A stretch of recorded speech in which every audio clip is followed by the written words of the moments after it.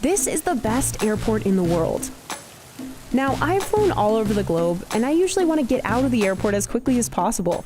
So to test the title, I spent a day at Singapore's Changi Airport, which was just crowned the world's best for the 12th time. And we do not even have a flight. You want to land on me? I toured the gardens, the $1.3 billion lifestyle hub, and the rooftop pool.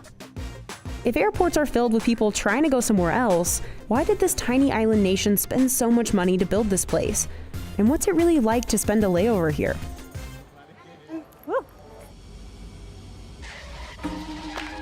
A lot of the good stuff at Changi is airside, meaning you need to book a flight to see it. But the jewel is landside, so you can visit the giant donut-shaped shopping mall without having a plane ticket, and there are no gates here. It sits between the control tower and Terminal 1. It took 4 years to build and was funded with private investments.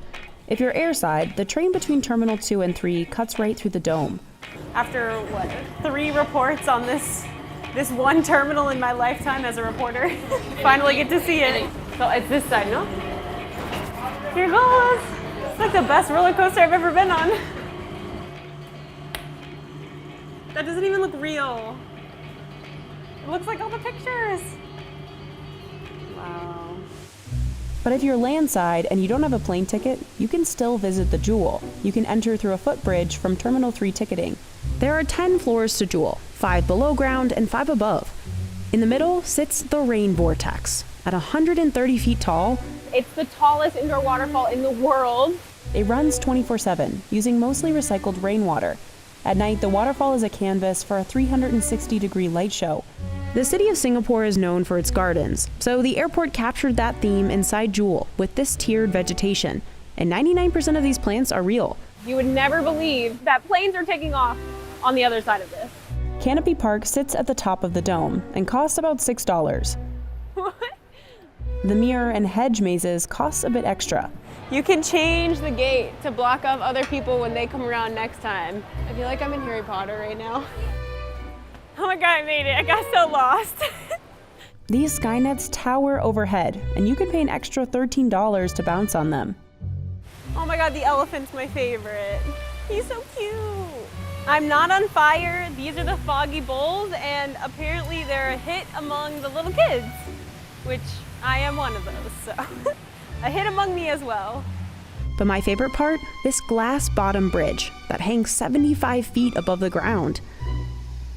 We got media passes for the day to tour everything airside, starting with the hotel right by the gates. A third of passengers transit through Changi. So they don't leave the airport, which means that amenities here airside and hotels like the Transit Hotel are really important to keep people here. So this room is right on the transit side, so your view is overlooking the tarmac. Flights taking off. Rooms this size cost about $330 a night. But even if you're not staying in the hotel, the 24-hour gym and the pool are open to the public. So we're just gonna wait for the SkyTrain.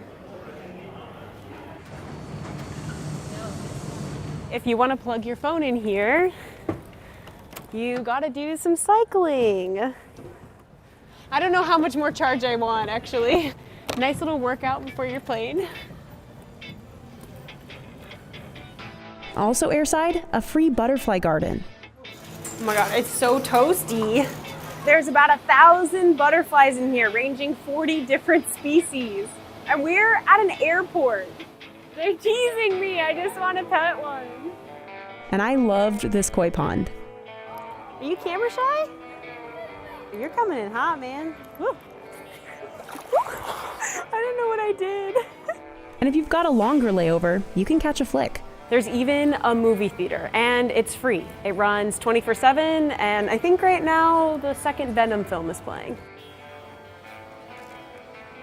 There's of course tons of high-end shops from Louis Vuitton, Balenciaga, and Fendi. I think I've seen like 4 Gucci's so far today. In 2022, the airport made about $120 million from shopping alone. So I feel like it's just as much as an airport as it is a giant, really fancy mall. And to continue the luxury vibes, private lounges for business and first-class travelers dot the airport. But since I wasn't flying today, I went straight for the food. This is Singapore Food Street in Terminal 3. And there's a Subway at the entrance. Oh my God, that cracks me up. There was also a Burger King on the other end. This food street is supposed to emulate a traditional 1960s hawker market with all the classic Singaporean dishes to match. 3 minutes? Okay, perfect, yeah. And with plates under $10, it's a more affordable food option than other restaurants in the airport. Thank you so much. The biggest bowl of soup I've ever seen. So we've got some soup dumplings, we've got laksa, some minced pork soup, chicken and rice, and chicken satay. Can I double dip? We're just gonna do it. This is one of Changi's newer terminals, but the rest of the airport isn't that old. Construction started in 1981. At first, it had just one terminal and one runway. Singapore sits at the tip of the Malay Peninsula, making it a gateway connecting the West to the rest of Asia. Over the following decades, traffic increased. By 2007, the airport had over a 400% jump in passengers, and Changi launched Terminal 3. The fourth terminal came in 2017, and then 2 years later, the airport opened the $1.3 billion Jewel. By that time, the airport had already snagged the title of Best in the World 10 times. But when COVID-19 cases surged, Changi shut down, and the airport had to halt construction on the new Terminal 5. For the next 2 years, it lost out to Hamad International Airport in the Skytrax award, because Qatar had looser COVID travel restrictions. But in 2022, Changi came roaring back, with 4 times the passengers as 2021, and a 35% increase in revenue. In 2023, it reclaimed the Skytrax title, and Changi hopes to stay on top by beating out Seoul, Tokyo, and Hong Kong in international flight traffic, starting with the resumed construction on the $10 billion Terminal 5. But why has this tiny country of Singapore invested so much into an airport? Well, there are 3 reasons. First, the airport is a big moneymaker. Just about 6 million people live in Singapore. But the airport hosts between 30 and 70 million travelers in a typical year. That brings in a lot of money. Over a tenth of the country's GDP comes from air transport. The industry also supports 375,000 jobs on the island.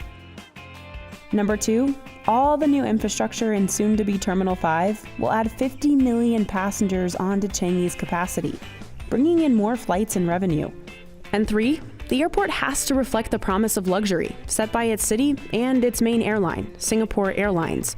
And that luxury has started a trend in Asia for the biggest, fanciest airports in the world.